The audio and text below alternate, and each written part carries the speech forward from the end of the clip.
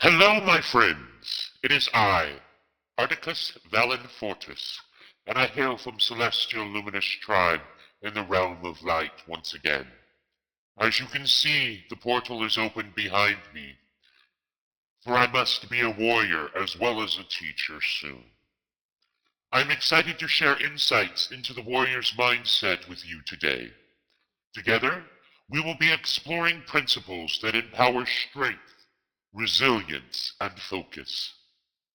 Today's lesson is designed to help you harness these qualities in your own life. Let us now embark on this journey together into the warrior's mind. Now, in the warrior's mindset, today we will be coming and talking about overcoming fear. Fear is false evidence appearing real. And you must remember this in any fearful situation. It could be anything. Even speaking to someone like I am speaking to you can cause a lot of fear. My human friends, it is okay to be fearful. Remember, fear is nothing more than false evidence appearing real. It is what kept you alive when you were younger. It is from the reptilian part of your brain that helps your heart beat. It helps you breathe. This is nothing more than chemicals being released in the brain to develop the fight or flight response. Now, if there is a dragon staring at you, perhaps that may be a different reason to be afraid. But in your everyday life, fear can be generated by many, many, many things. Speaking to someone like I am speaking to you now can generate fear. My friend Ember, whose channel that I am on, has asked me to help her friends the humans with their warrior mindset. So one of the things I will help you do today is overcoming your fear.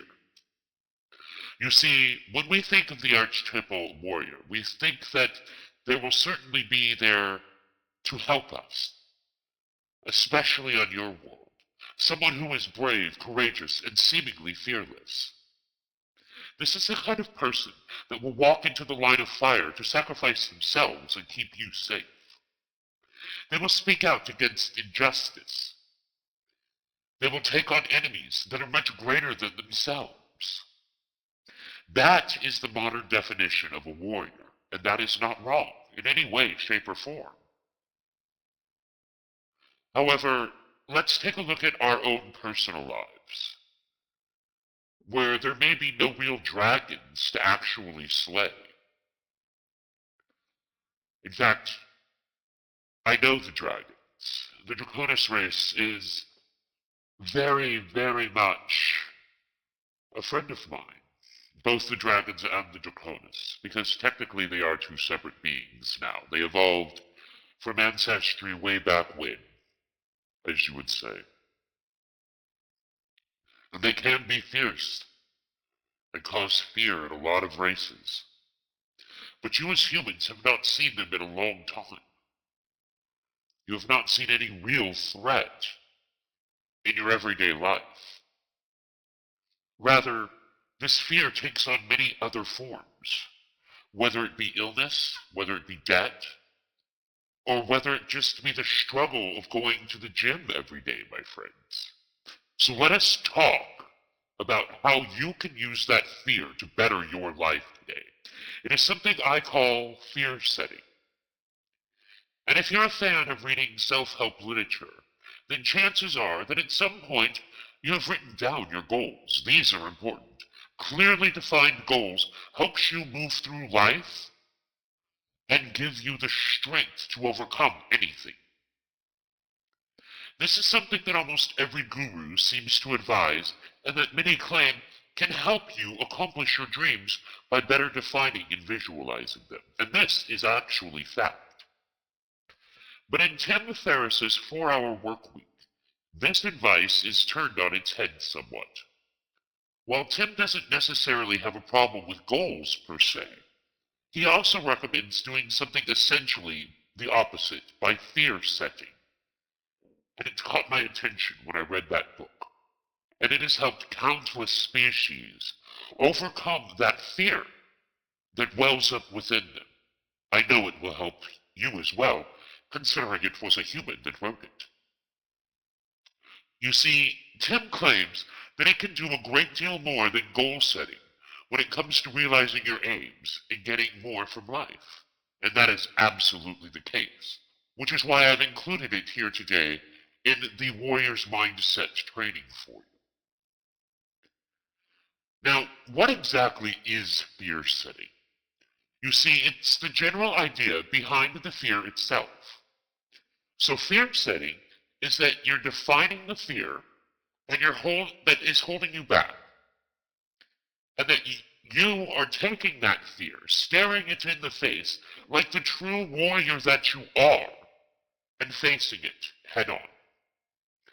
In most cases, Tim postulates that after doing this, you'll find that your fears are actually relatively unfounded, and thus will move forward and past them. And this has been my own observation with your race and other races as well. Normally our fears are irreversible, and they're negative outcomes. But actually, these are rarer than you might think in reality. You always tend to focus on the worst case scenario. And like my friend Amber always says, perhaps you should switch that and focus on what happens if it turns out better than you could have possibly expected. That is kind of what fear setting is. You're taking that general idea that makes you very, very afraid, and you're staring it in the face, and you're holding it accountable to see if it is real or not. You're taking that irreversible negative, and you're flipping it around to becoming something better. So let's take an example, shall we, of perhaps changing career, because this fills many humans in your world with fear on a daily basis. This is something that a lot of people want to do, but feel held back by the potential repercussions of doing so. By defining those fears, however, in minute detail, you can minimize their potency in your life. You will realize they're minor. And honestly, you've been through a lot worse. So if you were going to write down the worst possible outcomes for changing careers, it actually might look like something similar to this. I might leave my job only to fail to find another job. Then what am I going to do? I can't pay my bills. I won't have a house. I won't be able to feed my family. I might be unable to pay the mortgage and thus be forced to lose my home. Where would I live? What would I do? Another fear people have over changing careers is it could upset my partner so much that they leave me. These are honestly real fears that people have. And on my world, if your partner is with you for financial gain, that is not love. With many races, that is the same. If you are concerned that your partner will leave you because you have changed careers to find happiness, then we will be discussing more self-image in another lesson that will help you there. That type of love is toxic to a lot of species. Let's move on. A lot of people are upset because they have been there for a while and they have benefits. What happens if someone gets sick? How can I start over? Perhaps I can look for jobs without leaving my current job to avoid the risk of unemployment. No one has to know. If it doesn't work out, I can always go back. I might get the job and that I think that I want and find out that I hate it more than my last job, so what am I going to do then? I might apply to other jobs only to get rejected by everyone and end up damaging my ego. Once again, these are all very real concerns. But now, if you think about all the ways you can manage risk and reduce the impact of those negative outcomes, let's start shaping this. And it starts changing your perspective on how things should be. If you actually take a look at what these are reflections of the ego. And the ego's job is to keep you safe. Once again, these are real concerns, real fears that a lot of people on your planet and in your species have. When you shape these things into something different, you find ways you can manage the risk and reduce the impacts of those negative outcomes, and you'll find your fears aren't all that founded. Perhaps if you restate some things, like I can look for jobs without leaving my current job. This way, I do avoid the risk of unemployment. This will also be seen as a lot less reckless in the eyes of my partner and in my family. Alternatively, I could speak to my boss about my problems and see if there are other positions within my organization that I could transfer to so I wouldn't be starting over again. If I do end up out of work, I could always speak to my old boss about getting my job back, or maybe I could work at a gas station, supermarket, or fast food while I look for other work. Maybe I could go work with a relative or live off my savings and credit cards for several months. Maybe I could move in with someone from my family and help out there for a little while I get things straight. If my partner does leave me for trying to become happier, then I need to reassess that relationship and perhaps it's not the best one for me. If I don't like the job I find next, then I will feel more confident about job hunting again in the future and know that I can get another job. If I struggle to get accepted by anywhere, I can work on my interviews technique. I can improve my current resume. I can seek career guidance. I can go back to school and learn a new career, all of which will be useful experiences. Even if I learn new skills for my current career, this will be useful anyway. As you can see then, the very worst scenario is probably not as bad as it seems. It may actually turn out better than you thought. It may just mean living out of savings for a while or taking a small step backwards in order to take 2 forwards. Likewise, as there are so many ways to minimize the risk of things going wrong, it's actually quite unlikely you'll end up in those positions anyway. But you're staying positive and you realize that you are in control. You are adaptable. And that is the warrior's mindset. In the 4-hour work week, Tim also gives one other piece of advice that I feel is very relevant here. Don't ask for permission. Ask for forgiveness. Take that attitude and outline your fears, and you're on track to a happier version of yourself, as well as to accomplish much more. That is Stoicism and the warrior mindset. So just for a moment, take a look at that list of fears that you outlined earlier. And take a look at that attitude that you have about those fears. Pause the video by all means. And with that saying, don't ask for permission. Ask for forgiveness. How can you tweak those fears to become a happier version of yourself and to push you down your path to your goals? That is fear setting, my friends. When I first came across Tim Ferriss's idea, he thought it might seem unique, but actually, he says himself that it is inspired by ancient philosophy and specifically the ideas of ancient Stoics. You see, Stoicism is a school of philosophy that dates all the way back to the 3rd century BC on your world. Its principles were founded and practiced by historical characters such as Epictetus, that word is hard for me to say, Seneca, and Marcus Aurelius.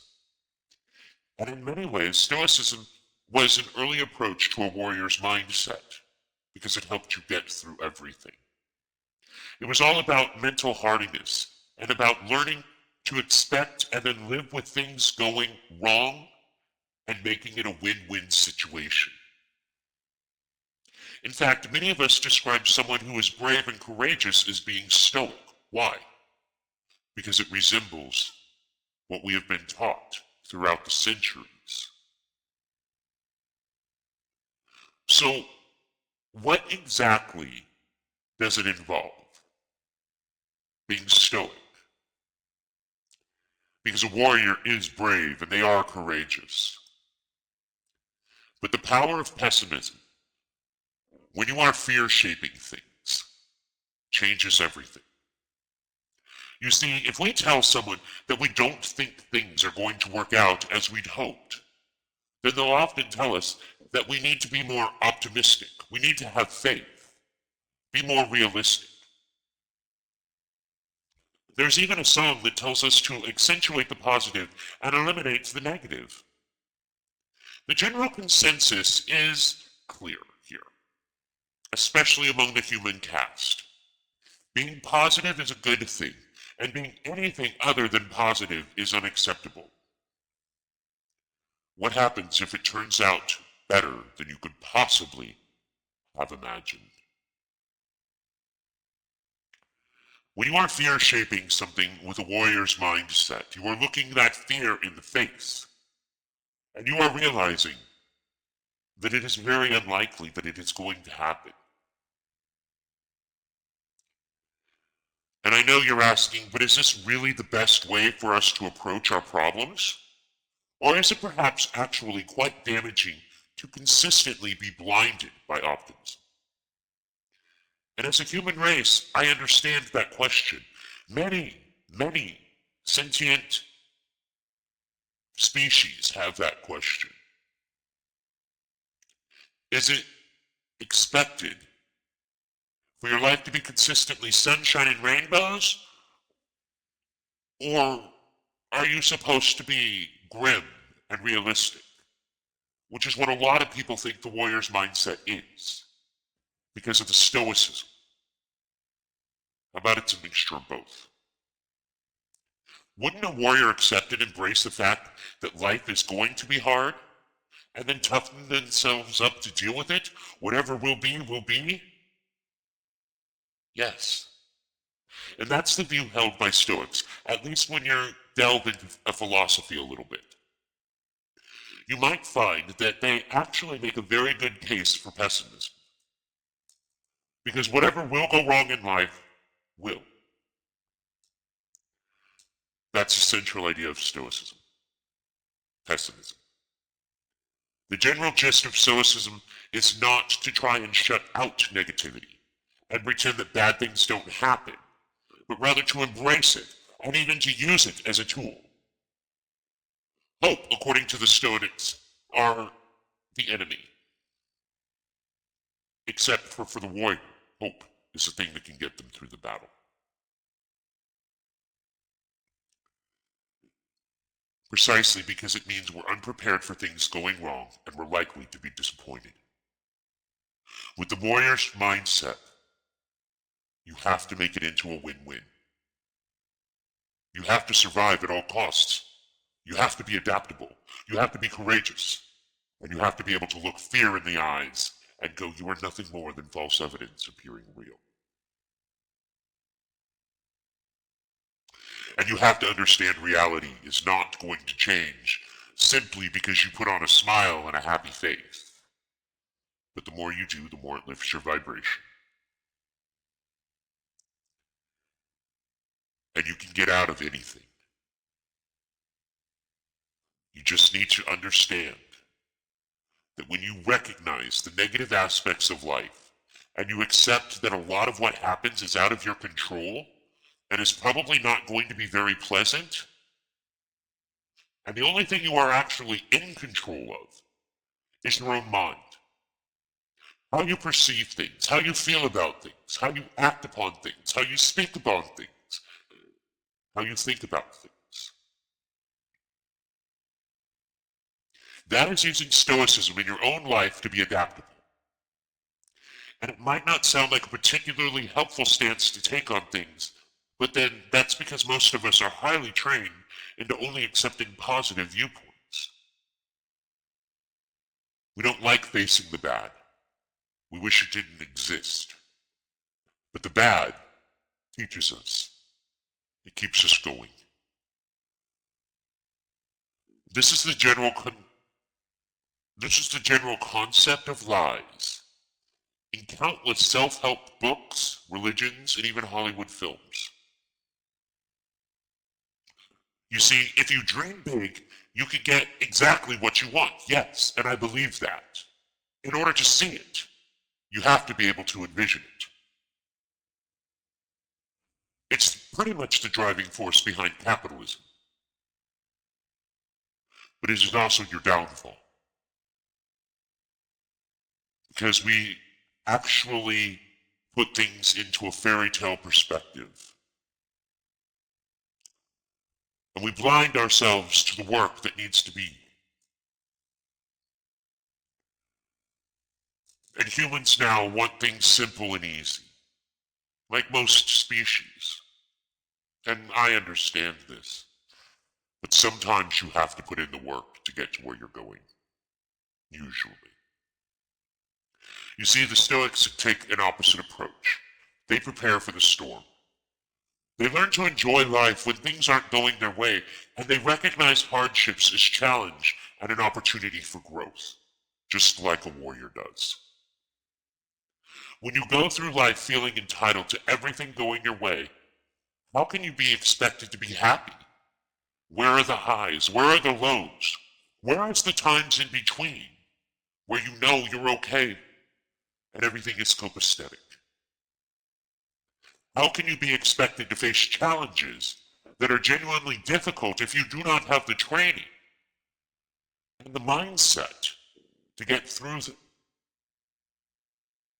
So let us talk now about negative visualization. This is something most humans have not heard of, and this I am sure of. When I mentioned it to my friend Ember, she's like, "What is this? Explain this to me." So I did, and now I will be explaining it to you. One of the suggestions from Stoicism is something called negative visualization. The idea that you visualize your fears rather than your goals. Instead of picturing things going perfectly to plan, instead picture things at their very worst. Imagine how your plans can fall and fail. And picture what life would be like if all of your worst fears came true. Really feel that pain. Why? Because it prepares you to deal with the worst case scenarios in your life. This is your first and primary help, your mindset. Once you know that your fears actually look like, you can then think about how you would cope in that scenario and work yourself out of it. It's part of the fear shaping that we spoke of earlier. Negative visualization goes hand in hand with fear shaping, because once you acknowledge your fears and you stare it in the face, you're going to grab hold of it, and you're going to visualize your way out of it. You're going to visualize your worst case scenario and what you can do to get out of it, and you're going to put that into action. Often, you'll find that this worst case scenario is not as bad as you first thought it would be. Humans have a tendency to jump there first. And it's okay. Many races do. But a warrior's mind does not take that path. You see, a warrior's mind takes a look at the worst case scenario and finds ways to cope with that situation and works through every other situation at the same time. This removes fears that could otherwise hold you back and means that you aren't blindly ignoring what could potentially go wrong in the future. It gives you strength and stability, resilience and adaptability. And if this sounds familiar, then that's because it's precisely the same concept that the Stoics came up with way back when that helped Tim Ferriss to come up with his fear-setting technique. Be content with the scantiest and cheapest fare is one of his letters to Lucilius Seneca said. Set aside a certain number of days during which you shall be content with the scantiest and cheapest of fare, with having no money, with coarse dress, saying to yourself all the while, is this the condition that I fear? Schedule that actually on your calendar. It helps break the materialistic mindset that many humans have. But it will also help you develop a warrior's mindset to get through worst case scenarios of losing it all.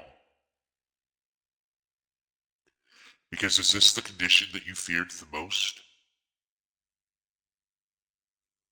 Play acting in it, realizing that you can overcome it, and that it has no general purpose. And if you can do this with visualization, fine. Otherwise, put it on your calendar. Live it for 24 hours, 48 hours, whatever, repeatedly. You see, the general idea here is that you should not only visualize your worst case scenario, but also try living it, because it desensitizes you to it. That might mean spending a week living off of no money, sleeping on the floor, or out in a tent in the wilderness. In either case, this teaches you not only that you can handle your worst fears, and therefore have less reason to be afraid, but also that you actually don't need material possessions in order to be happy. This is actually something that is very important to cultivate.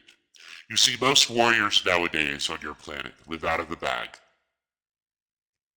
never knowing where they're going to be tomorrow.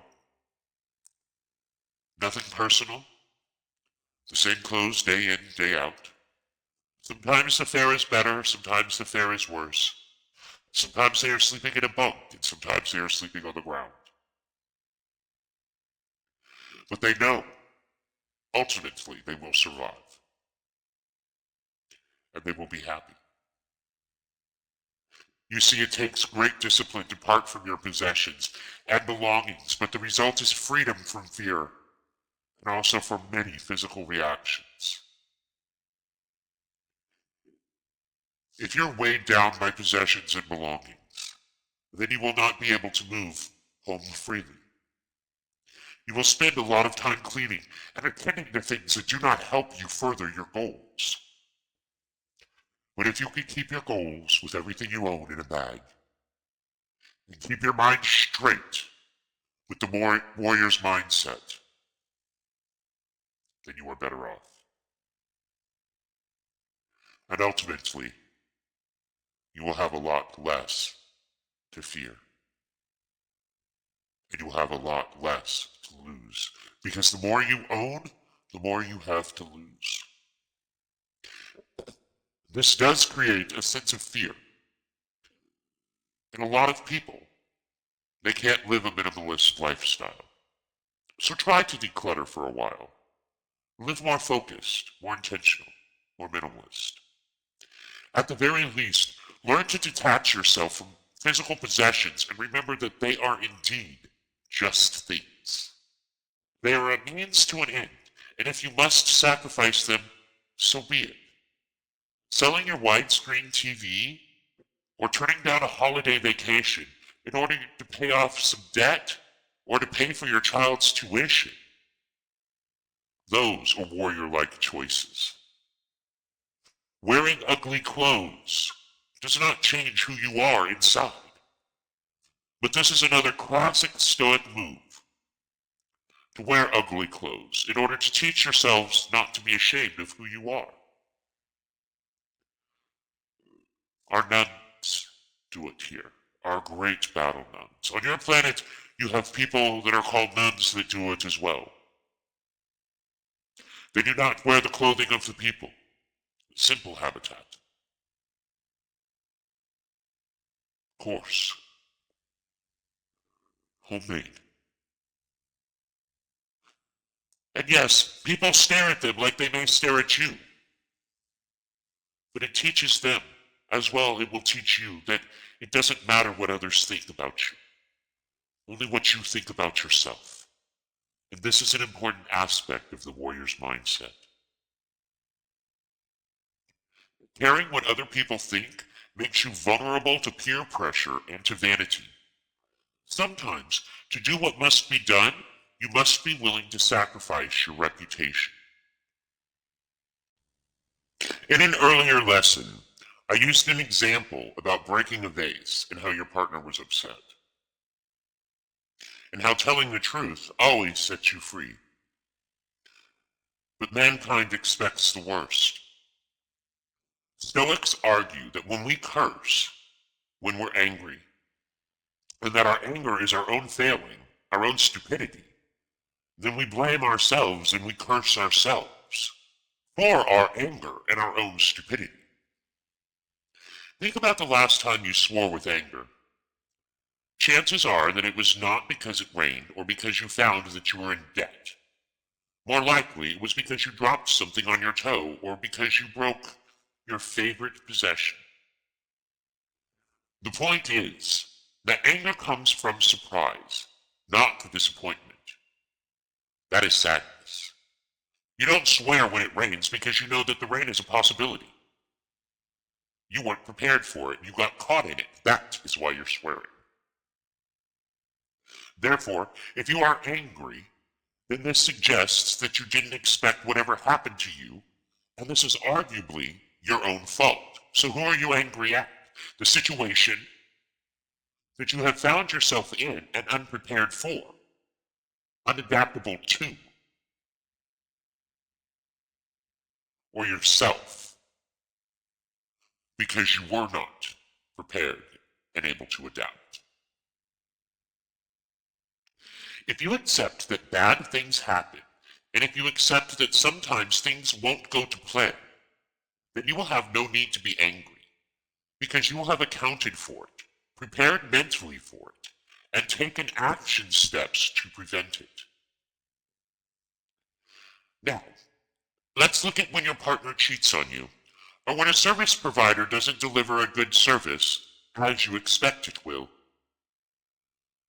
At times, you will think of this as simply being part of life. There is nothing you can do. This is their choices. Just like the rain falling, you are controlling your reaction. But there are times when you think about how your partner cheated on you, how you feel betrayed and alone. You will get angry. There are times when the service provider doesn't deliver a good service the way that you think it should. You will get angry. And you focus on every single little aspect of that negative, and you will tell everyone you know about that negative. That is how the negativity virus is spread. Control your reactions. Stoicism means submitting to the fact that you have scant to no control over reality. But at the same time, it also means taking solace in the knowledge that these outside factors can't exactly hurt you. Only your reaction can. You can't control what happens to you, but you can control what you make of that event and of your own interpretation of it. Being mentally prepared for things that could go wrong is one good example of this in action. Likewise, though, you might also simply decide not to let things affect you, to take a step back from them, and to deal with the consequences rather than thrashing against things that you cannot change. This is something we will be addressing more closely in upcoming lessons, so make sure that you are subscribed so you do not miss them. You see, mindfulness and the ability to decide how you want to react to things going on around you is the most important trait that you have as a human. A lot of people disagree, and I understand that. but simply by remembering that tough things can happen and it's your job to deal with them, you actually raise your vibration and become more resilient. Every time that you get the chance, you should practice this. I actually think that Rocky Balboa is one of the greatest modern Stoics that America has ever seen. And one of his more recent famous quotes summarizes the ideas of Seneca and Marcus Aurelius perfectly. He states, "The world ain't all sunshines and rainbows. It's a very mean and nasty place, and I don't care how tough you are. It will beat you to your knees and keep you there permanently if you let it. You, me, or nobody is going to hit as hard as life is. But it ain't about how hard you hit. It's about how hard you can get hit and keep moving forward. How much you can take and keep moving forward. That's how winning is done." There's a line from an advertisement from a watch, also from your world, from Timex. "Takes a licking and keeps on ticking." That is the warrior's mindset. Here's a quote from a fiction book that I read several years ago. This line was spoken by a reckless character in the story and was never meant to carry much weight. But I found that as I thought about it, and I meditated upon that line, it was actually surprisingly true. Those that fear death fear life. On my planet, we have just one saying. And that, my friends, there is only one true God, and that is death. And we must earn a place by his side. Humans are cautious because humans are afraid. They are not the only species like this. But it has been my general observation that it is true that if you live in a fear of death, then you are permanently cautious about what you do in your life. You will not take risks, and you will not live life to its fullest as a result. So what is the solution? Do we put death out of our minds? No. We embrace it with open arms. You see, it's better to come to death's resolution with stoic terms, in a stoic fashion, and simply accept it as reality, as what is, than any other way. All creatures will die. And this mirrors the way that the samurai would approach their lives as well.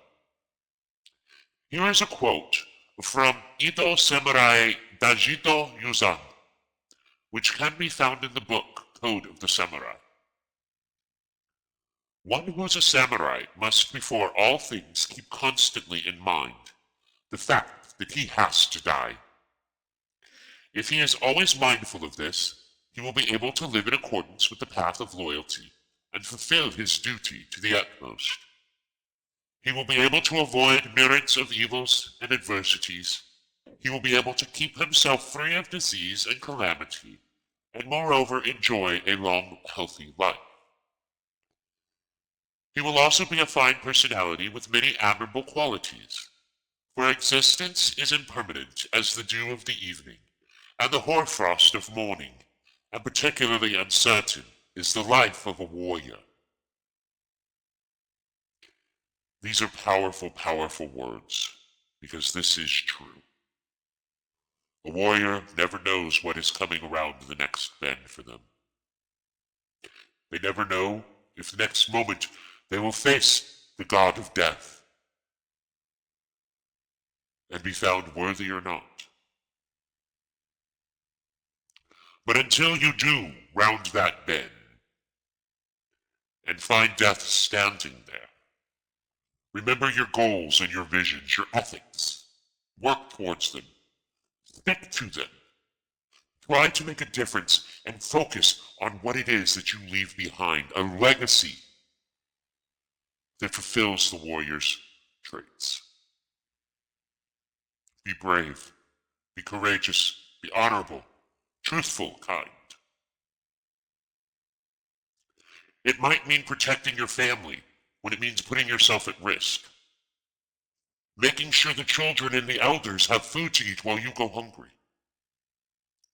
Or it might mean taking chances in order to chase after a bigger goal. Whatever it is, my friends, your goals, your ethics, and your vision helps you keep your warrior's mindset going forward. Tune in for Lesson 5, where we discuss growth mindset, and we look at the importance of overcoming fear. In the fear of death, with that growth mindset even more.